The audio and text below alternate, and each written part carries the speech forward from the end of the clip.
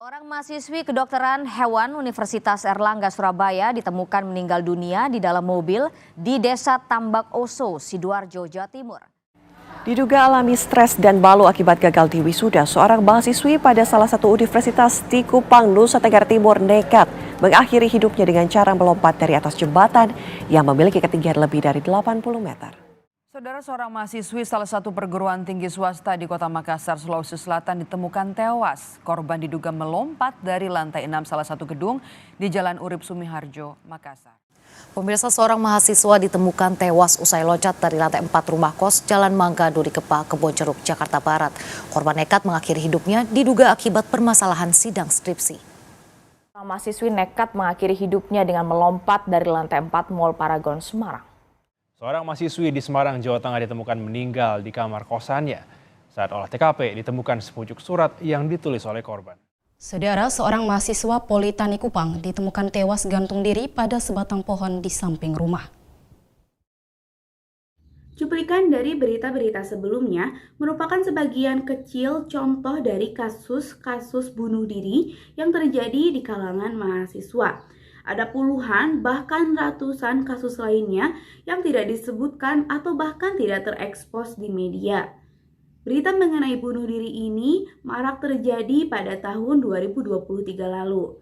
Menurut Mariyati dan Hamidah, 19 kasus bunuh diri mahasiswa terjadi dikarenakan adanya masalah dengan kampus seperti tugas akhir yang tidak kunjung selesai atau masalah lainnya seperti masalah dengan pasangan, keluarga, atau teman. Pada tahun 2023, polisi menyelesaikan 451 kasus bunuh diri. Setidaknya 3 orang melakukan bunuh diri pada setiap harinya. Kita akan terlebih dahulu membahas perkembangan sosial emosi pada masa dewasa awal agar lebih mengerti apa saja yang dirasakan oleh individu pada masa ini. Yang pertama, ada temperamen. Apa itu temperamen? Temperamen merupakan gaya perilaku dan respon emosional yang khas pada individu. Pada masa ini, seseorang akan lebih bertanggung jawab dan lebih sedikit mengambil resiko dalam berperilaku, serta tidak menunjukkan banyak perubahan pada suasana hati seperti pada remaja. Para peneliti juga menemukan hubungan antara beberapa dimensi temperamen masa kanak-kanak dan kepribadian orang dewasa. Misalnya, 1. Temperamen yang mudah dan sulit. Dalam sebuah penelitian longitudinal, seorang dewasa awal yang cenderung mudah beradaptasi dengan baik merupakan anak yang pada usia ke-3-5 tahun adalah anak yang memiliki temperamen mudah, begitupun sebaliknya. 2. Inhibisi. Orang dewasa yang tidak bersikap asertif dan tidak mendapat dukungan sosial besar, serta menunda memasuki jalur pekerjaan yang stabil, kemungkinan dikarenakan pada masa kanak-kanaknya, individu itu memiliki temperamen yang terhambat. 3. Kemampuan mengendalikan emosi seseorang. Dalam sebuah penelitian longitudinal, seseorang di masa dewasa yang cenderung dapat menangani emosi secara efektif merupakan seseorang yang pada usia 3 tahunnya menunjukkan pengendalian emosi yang baik dan tangguh dalam menghadapi stres. Selain itu, diungkapkan dalam penelitian terbaru bahwa depresi di masa dewasa awal dikaitkan dengan tingkat emosi yang tinggi pada usia 6 tahun. Penelitian-penelitian di atas mengungkapkan aspek-aspek tertentu dari temperamen di masa kanak-kanak yang berkaitan dengan penyesuaian di masa dewasa awal. Yang kedua, ada kelekatan atau keterikatan. Keterikatan ini memiliki peran penting dalam perkembangan sosio-emosional. Yang menjadi fokus keterikatan pada dewasa awal ini bukan orang tua atau pengasuh seperti layaknya saat bayi hingga remaja, melainkan dengan pasangan romantis.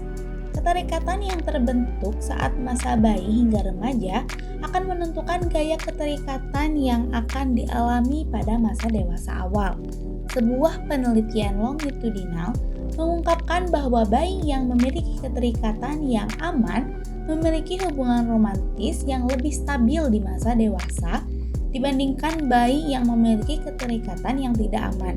Dalam buku Santrok, terdapat 3 gaya keterikatan, yaitu 1. Gaya keterikatan aman. Orang dewasa memiliki pandangan positif terhadap suatu hubungan, merasa mudah untuk dekat dengan orang lain, dan tidak terlalu peduli atau stres dengan hubungan romantis mereka. 2. Gaya keterikatan yang menghindar. Individu yang menghindar merasa ragu-ragu untuk terlibat dalam hubungan romantis, dan begitu mereka menjalin hubungan, cenderung menjauhkan diri dari pasangannya. 3. Gaya keterikatan yang cemas.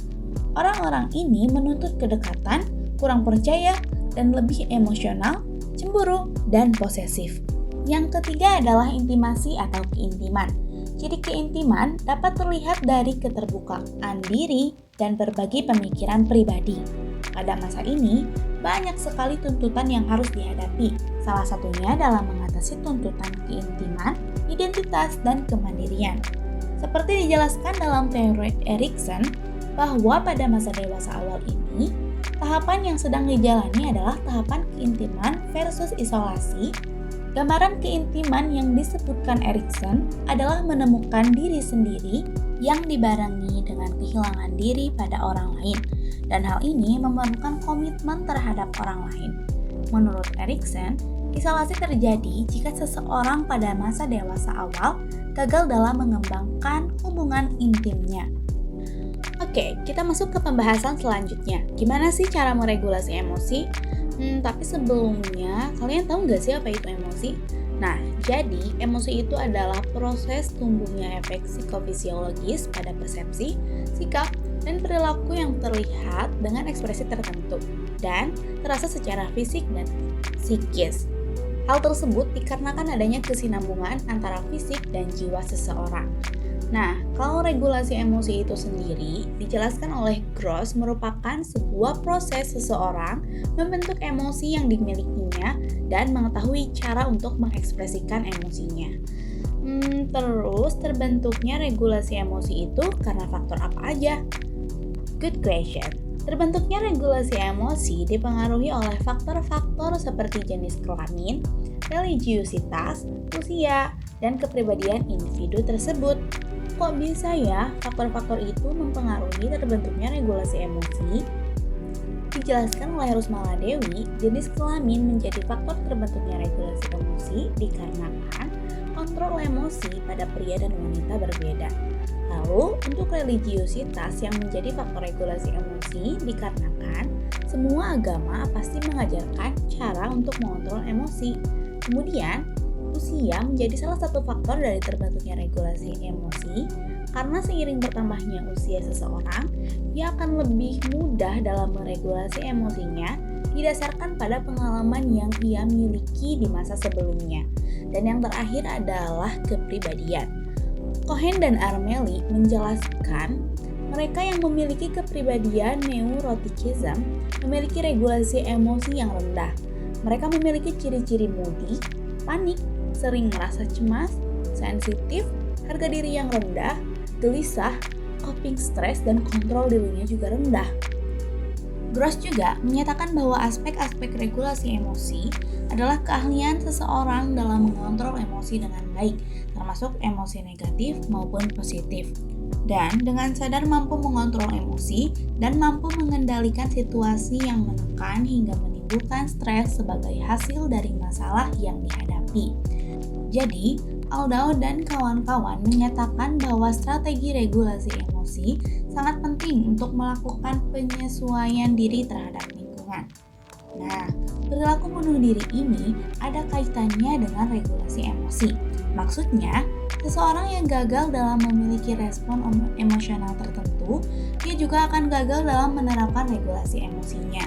Dan ketika itu terjadi, dapat diprediksi adanya pemikiran untuk bunuh diri. Jadi, strategi apa yang dilakukan untuk meregulasi emosi? Gross dan Thompson menjelaskan dua macam strategi regulasi emosi. Yang pertama adalah respon focus strategi yang mencakup penerapan pengaturan respon dengan cara mencegah ekspresi yang berlebihan. Ini termasuk nada suara, sikap, dan perilaku, serta ekspresi wajah.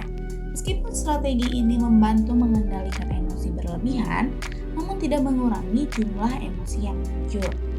Strategi yang kedua adalah strategi yang akan digunakan individu ketika emosi muncul, dan ini terjadi sebelum individu dapat menanggapi emosi tersebut.